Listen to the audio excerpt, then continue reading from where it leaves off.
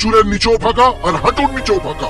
কতবার বলবো আমার আর কোনো ছেলে নেই, আর হবেও না। হর্ষবর্ধন বাড়িতে জনগণ নিয়ে খেলবেন না, বলেন ছেলে কথা। আমার কথা আপনার বিশ্বাস হচ্ছে না? বুর্জুয়াদের আমরা কোনোদিনই বিশ্বাস করি না, কোনোদিন না? কোনোদিন না। পাক্কা? তাহলে শুনুন, আপনি যার কথা বলছেন সেটা আমারই ছেলে।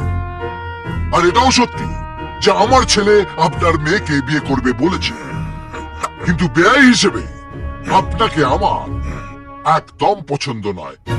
তাই আমার ছেলেকে আমি আন্ডারগ্রাউন্ড করে দিয়েছি, আর কোথায় আন্ডারগ্রাউন্ড করেছি সেটা বলবো না।